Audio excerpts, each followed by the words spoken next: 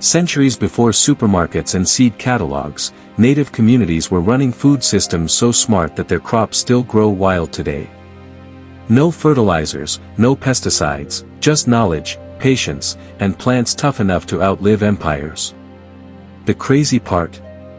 Most of them are still here, hiding in plain sight. Imagine walking through a riverside forest. Twisting vines climb the trees, dotted with purple flowers that smell faintly like grape soda. You'd probably step right over them, but native farmers knew better.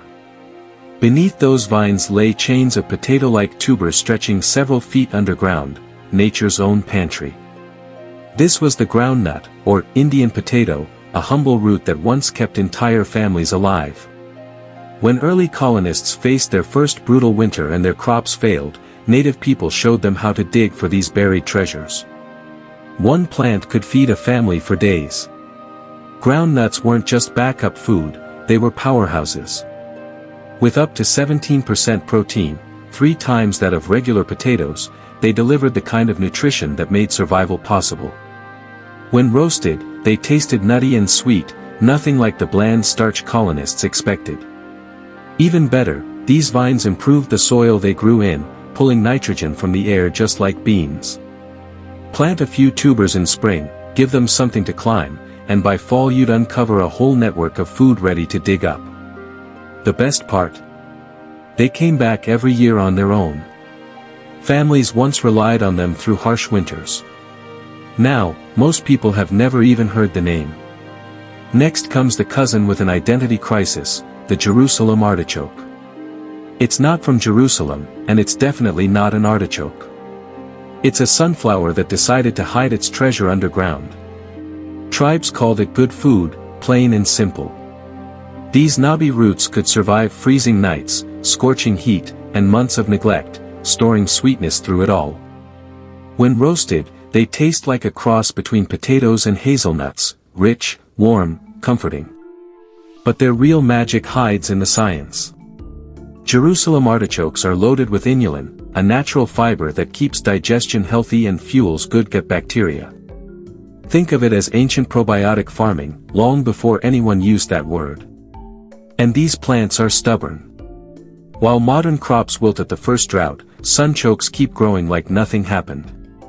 They spread easily, too, plant a few, and next year you'll have a small forest of them waving in the wind. Once a survival staple, now they're almost forgotten, showing up only in specialty markets or the occasional roadside patch. But no story of resilience matches the beauty, and danger, of blue camas. Picture a spring meadow glowing violet as far as you can see. Beneath those delicate flowers are bulbs that once fed whole communities from the Rocky Mountains to the Pacific coast. Here's the twist, raw camas bulbs are bitter and inedible, some even deadly. The tribes who harvested them mastered one of the oldest forms of slow cooking on Earth. They dug huge earth ovens 6 feet deep, lined them with hot stones, layered bulbs and grasses, and sealed everything with dirt. For 2 or 3 days, the bulbs baked underground until their starch turned into natural sugar. When the ovens were opened, the smell was sweet, rich, almost like caramel. Food that once could kill you was now life-giving candy that lasted through winter. Harvesting camas wasn't random. Families managed meadows like living gardens, returning year after year, burning off weeds, and passing down the best spots through generations. But there was always risk, the deadly look-alike known as death camas, whose pale flowers could trick even the careless. Children learned early to read the difference, blue meant life, white meant death. It was knowledge carried not in books, but in muscle memory and story. Even today, blue camas still blooms across the Northwest, feeding pollinators and whispering reminders of the people who first learned its secret. Most of us walk past and just see a wildflower. But for thousands of years, this was a meal, a medicine, and a lesson in patience all at once. By the way, where are you watching from? It always amazes me how far these stories can travel. And that's just the beginning. Because these weren't random plants, they were parts of entire systems. Next time, we'll look at how native farmers designed food networks that fed families for months and even years, from candy-sweet squashes to wild greens that could stop scurvy in its tracks. While some tribes dug deep for roots and bulbs, others turned their eyes to the fields, where patience and sunlight created something extraordinary. The Cherokee people called it the candy roaster squash, and that name wasn't an exaggeration. Picture a long, colorful squash, striped in pinks and oranges, so sweet that roasting it filled the air with the smell of caramel. This wasn't just dinner, it was celebration.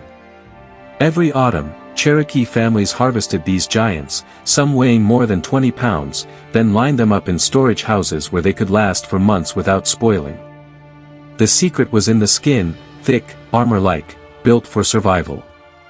That natural shell kept moisture out and sweetness in, turning each squash into a self-contained pantry that could feed a family through the coldest winter nights. But the brilliance didn't stop at the fruit itself. Cherokee farmers grew their candy roasters using one of the oldest and most sophisticated agricultural systems on Earth, the Three Sisters: corn, beans, and squash. Each plant played a role. The corn reached for the sky, forming a living pole for beans to climb.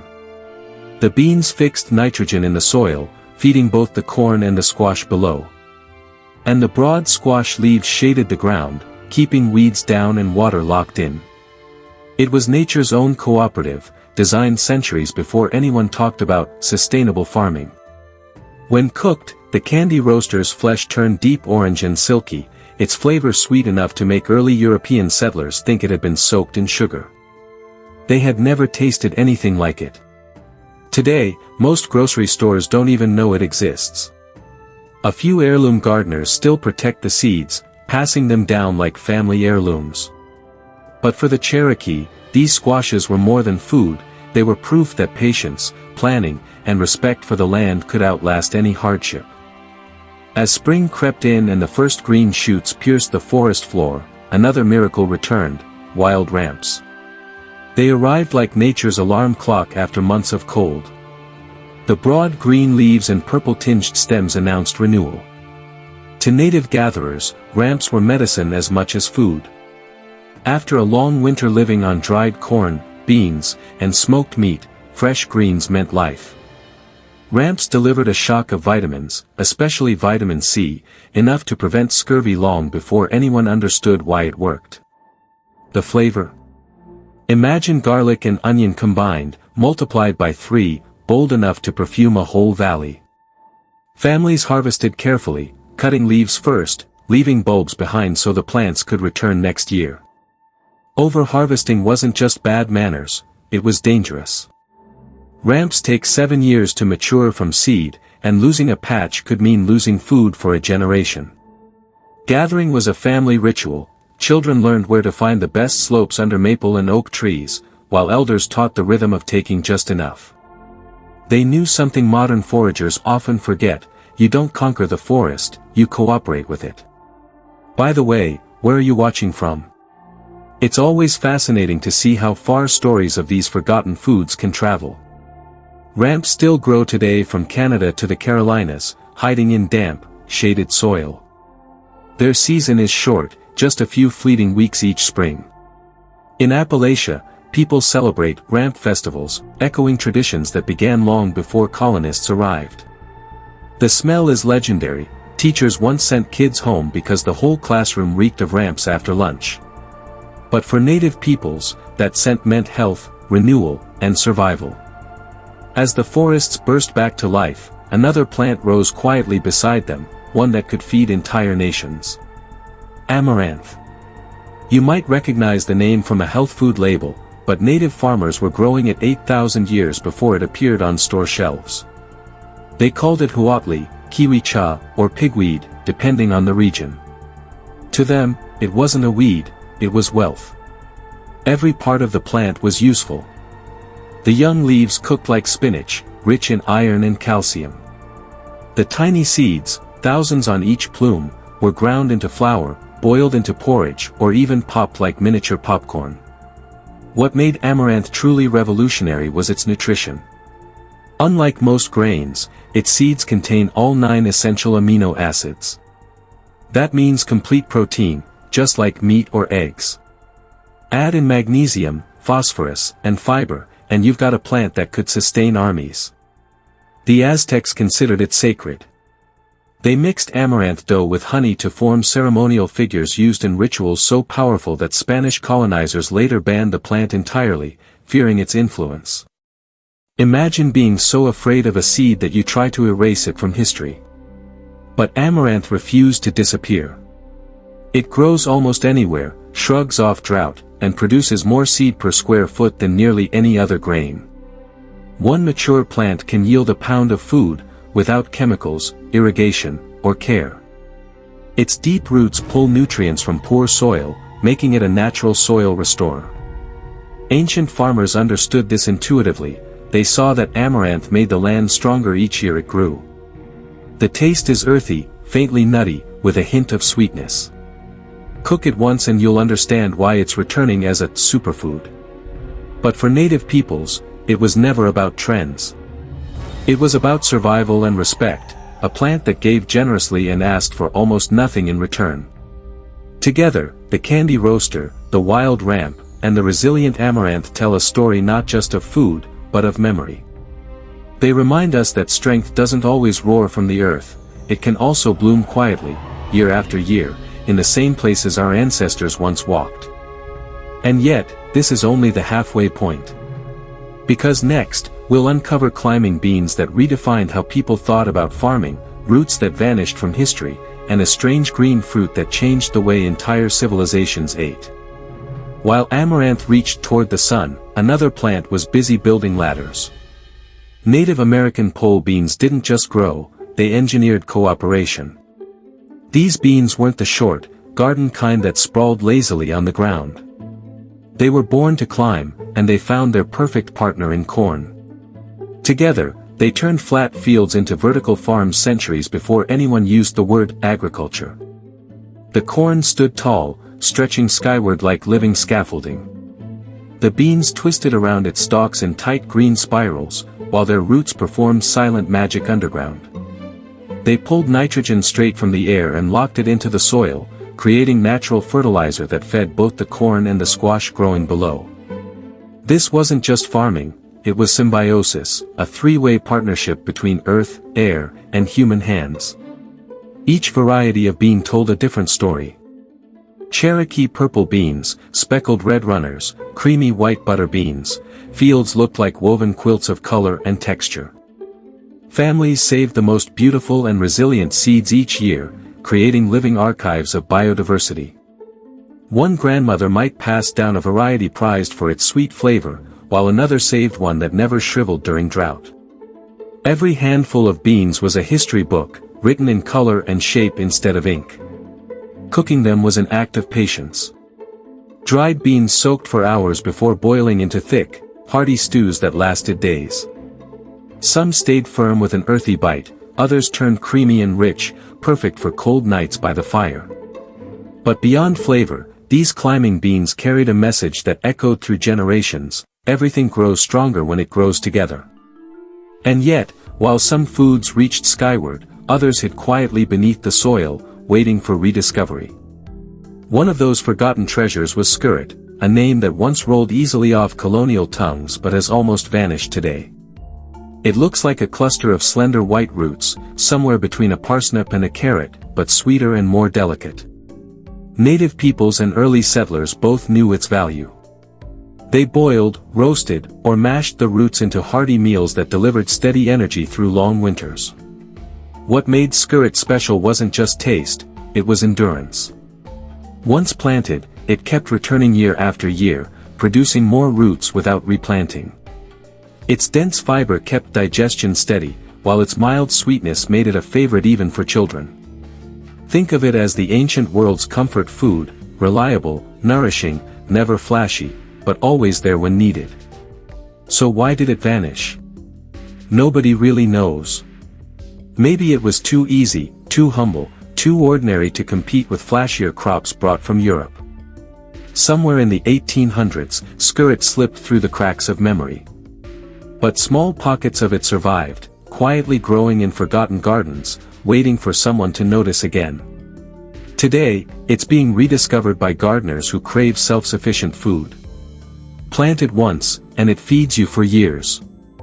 By the way, if you've ever tried growing any heirloom or ancient plants like these, drop a comment below. I'd love to know what's thriving in your part of the world. While skirret disappeared from most tables, another ancient crop was making its stand under entirely different skies. Imagine small green lanterns hanging from tangled vines, each one wrapped in its own delicate paper husk. That's the tomatillo, the ancestor of salsa, the fruit that gave flavor to empires. Long before Europeans tasted tomatoes, the Aztecs and other native peoples were growing tomatillos by the thousands. They called it tomatal, a word that eventually transformed into tomato. Ironically, the fruit we now call tomato took its name from this earlier, wilder cousin. The papery husk wasn't just decoration, it was a natural defense, keeping insects out and signaling ripeness when it split open. Inside was a tart, lemony fruit that could be eaten raw for a sharp bite or cooked into rich green sauces that preserved through winter. Tomatillos were a cornerstone of the Three Sisters gardens in the south. Their sprawling vines grew alongside corn and beans, making use of every inch of space. And they weren't fragile, they thrived in poor soil, laughed at drought, and kept producing until the frost finally stopped them. In a world without refrigeration, that kind of reliability was priceless. Nutritionally, they were just as impressive. High in vitamin C and antioxidants, tomatillos helped ward off illness when fresh produce was scarce. Their bright, tangy flavor turned even simple meals into celebrations. Modern cooks still chase that flavor with store-bought salsa, but few realize the story behind those green fruits goes back thousands of years. Picture a summer evening in an ancient village. Fires crackle. Pots simmer with beans, corn, and tomatillos bubbling together into something fragrant and alive. Children laugh. Elders trade stories. The air hums with heat, spice, and the scent of the harvest. This wasn't just food, it was identity. But as some plants spread wide, others stayed close to the water, rooted in places that would become sacred. Among them was a grain that wasn't really a grain at all, wild rice. To the Ojibwe, it was manumin, the good berry. Legend said they were destined to find it in the place where food grows on the water. And when they did, they found not just food, but an entire way of life. Wild rice grew in shallow lakes and slow-moving rivers across the upper Midwest, forming golden-green fields that swayed with the wind. Harvesting it was an art form passed through generations. Two people paddled a canoe through the rice beds, one guiding, the other gently bending the tall stalks and tapping them with wooden sticks.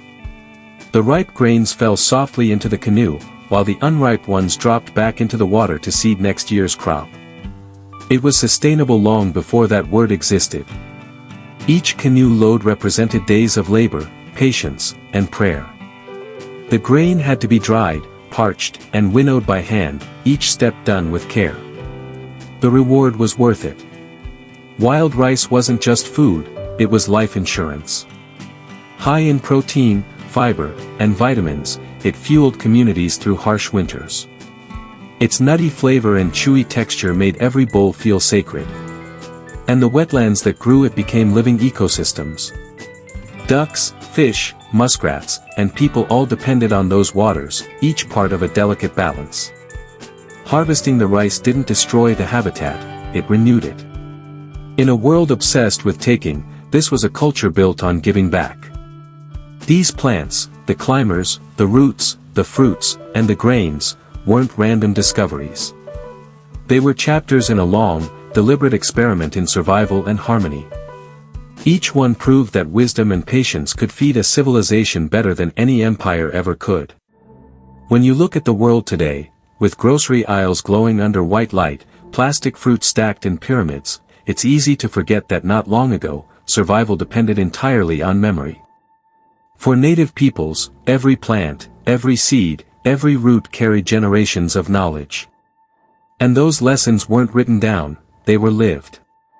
Wild rice, the good berry, wasn't just nourishment, it was ceremony. After harvest, families would gather for feasts where rice was cooked slowly with duck or venison, flavored with herbs and smoke. Children learned to thank the water before they ever learned to swim in it. Each meal reminded them of balance, the understanding that taking and giving must happen in the same breath. But even the most sacred traditions weren't immune to change. When colonization swept across the continent, many of these ancient foods began to vanish. Settlers drained wetlands to make farmland, and the wild rice fields, those shimmering cathedrals of life, began to disappear. Forest clearings where ramps once grew were turned into towns. Candy roaster squash gave way to imported crops that looked better on store shelves. The knowledge didn't die overnight, but it faded like embers at the edge of dawn. Still, something remarkable happened. These plants refused to vanish completely. Some clung to the edges of fields. Some waited in hidden valleys, or sprouted from forgotten seed caches buried by hands long gone. And a few, like groundnuts, amaranth, and wild rice, simply kept growing where humans had first planted them centuries ago. It's as if the land itself refused to forget. In recent years, small groups of native farmers and seed keepers have been working to bring those foods back into the light. They travel across states, collecting heirloom seeds from elders, reviving traditional gardens that look more like ecosystems than farms. In these gardens, corn still stands tall, beans climb skyward, and squash sprawls below in the same ancient choreography that once fed nations. Each seed planted isn't just a crop, it's a story being told again. Modern science is finally catching up to what native farmers always knew. These ancient varieties are nutritional powerhouses, rich in vitamins, protein, and fiber. They're naturally resistant to drought, pests, and poor soil, traits modern agriculture spends billions trying to replicate. The Three Sisters system, once dismissed as primitive, is now studied in universities as a model of sustainable design. Turns out, the future of food might lie in its past. Picture standing in one of those revived gardens on a late summer evening. Bees hum lazily between amaranth blossoms. The scent of roasting squash drifts from a nearby fire. A basket of pole beans glows green in the fading sunlight. Somewhere, an elder is teaching a child how to tell good soil from bad, not with instruments, but with hands, smell, and instinct. This is what wisdom sounds like when it breathes. By the way, where are you watching from? I love seeing how far these old stories travel. It feels like the seeds themselves are finding new homes again. But there's more to this story than nostalgia. Reviving these foods isn't just about the past, it's about survival in the future. Modern agriculture depends on fragile systems, chemical fertilizers, monocrops, machines that drain the soil. One bad season can wipe out an entire harvest. The old crops, though, they've already survived everything: fires, floods, frost, and famine. They know how to endure. Take amaranth, for example. In a warming world, it thrives where wheat and corn struggle. Groundnuts replenish the soil naturally, reducing the need for synthetic fertilizer. Wild rice rebuilds wetlands and cleans water simply by growing. These plants don't just feed people, they heal the land itself. It's hard not to feel that we're the ones who need rediscovering. Even forgotten roots like skirret are finding their way back into kitchens. Chefs in modern restaurants are roasting them again, celebrating the sweetness that once nourished villages. Heirloom gardeners are saving candy roaster seeds in old envelopes marked with hand-scribbled notes, "Grown by my grandmother, 1942. Those seeds, passed from palm to palm, carry more than DNA, they carry intention. And maybe that's the real secret buried in this story. It was never just about food. It was about relationship. Between people and plants. Between the seen and unseen. Between past and future. Every harvest was a conversation with the earth, one that said, "We'll take care of you if you take care of us." For native peoples, planting wasn't a transaction, it was a promise. You sowed seeds knowing you'd never live to see all their harvests. You cooked knowing your children would remember the taste long after you were gone. The land fed you because you fed it in return. Somewhere along the way, much of the world forgot that. But the seeds didn't. They kept waiting. And now, as more people look back for guidance on how to move forward, those same plants are quietly answering. Every sprout of wild rice, every violet bloom of camas, every climbing bean and fragrant ramp, each is a reminder that the earth remembers everything we teach it. So maybe the next time you walk through the woods or across a quiet field, take a closer look. What seems like a weed might be the descendant of a plant that once saved lives. A vine curling around a tree might still hold the taste of 1,000 forgotten meals. And beneath your feet, the roots of history are still alive, patient as ever, waiting for us to listen again. Because in the end, these stories aren't just about how people survived. They're about how they thrived, without forgetting where every meal began. And maybe, if we remember too, the world will feed us just as it once fed them.